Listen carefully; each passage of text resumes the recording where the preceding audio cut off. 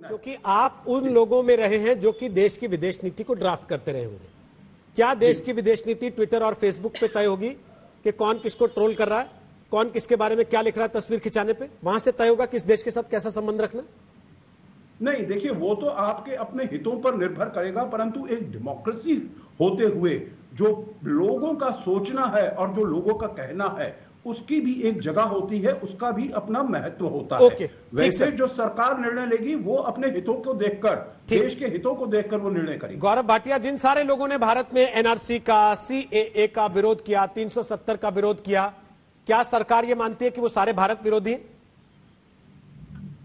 बिल्कुल भी नहीं, लेकिन विरोध करने का तरीका संवैधानिक होना चाहिए, हिंसा पूर्वक नहीं हो सकता है। दूसरी बात, सबसे अहम बात यह है कि जब सीए का विरोध होता है तो ये बात याद रखिए कि सीए वो कानून है जो पार्लियामेंट में पास हुआ है और सर्वोच्च न्यायालय ने उस कानून पे आज तक रोक नहीं लगाई है, वो संवैधानिक है। लेकिन आपने रोहित जी एक बात पे जरूर ध्यान दिया होगा, मैंने एक मुद्दा उठाया था और मैंने उम्मीद करी थी कि यहाँ से एक बहुत मजबूत आवाज उठेगी कि जो पंथ निरपेक्षता है, जो भारत का मूल ढांचे का हिस्सा है, वो अच्छा है और कोई देश इस्लामिक देश नहीं होना चाहिए।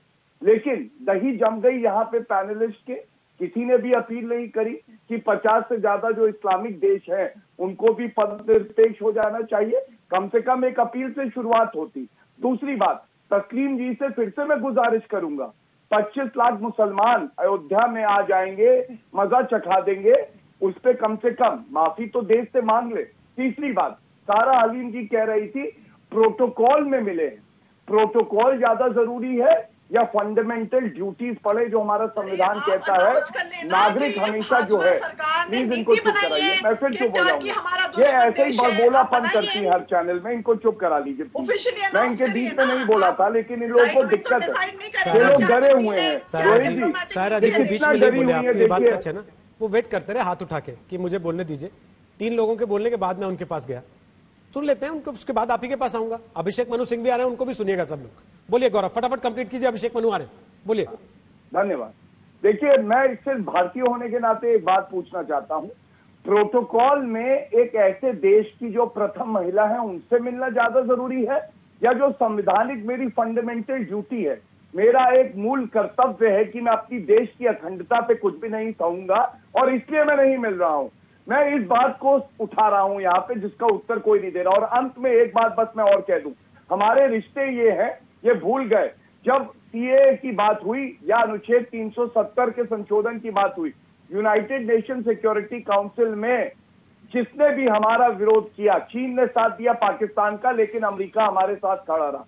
जो स्थायी सदस्य है यूनाइटेड नेशन सिक्योरिटी काउंसिल के, वो हमारे साथ खड़े रहे। हमारे रिश्ते ये है कि चीन के खिलाफ आज ऑस्ट्रेलिया और अमेरिका भारत के साथ खड़े। ये लोग ये भूल जाते हैं कि हमारी विदेश नीति हमें और मजबूत बनाती है, कमजोर नहीं। ठीक है, अभिषेक मनु सिंह भी कांग्रेस के सांसद, फटाफट कुछ सवाल हम उनसे करेंगे, हमारे साथ आ रहे हैं। अभिषेक जी, स्वागत है आपका आज तक पर। स्काइप के जरिए अभिषेक मनु सिंह भी आ रहे हैं। आपने सुबह एर्दोगन की पत्नी और आमिर खान की मुलाकात को लेकर ट्वीट किया और दोपहर होते होते सफाई देनी पड़ी, क्यों सर, ऐसा क्या हुआ? अब मैं क्या करूं, अगर प्रेस को सनसनीखेज करने में शौक है और ऐसे शब्द इस्तेमाल करने हैं जो तथ्य से दूर हैं। पहले मुझे बताइए कि मैंने आमिर खान के विषय में कब किया ट्वीट, आप दिखा दें मेरे को अभी। नंबर 2, मैंने सफाई कब दी, ये भी दिखा दीजिए।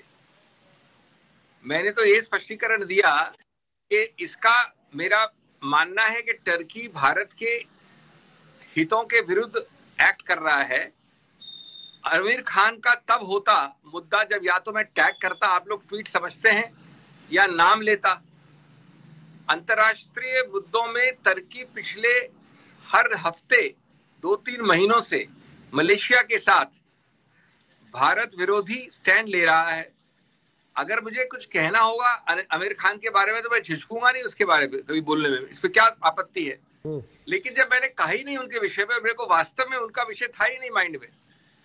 मैंने तो कई बार ऐसा कहा है कि टर्की और मलेशिया हाल में, और कारणों में जाने का फायदा नहीं है, हाल में कई बार भारत विरोधी स्टैंड ले रहे हैं।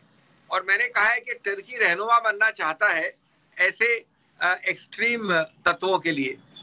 और उसके बाद जब आपने ये कहा तो मैंने कहा कि भाई टैगिंग होनी चाहिए ट्वीट में, नाम होना चाहिए ट्वीट में।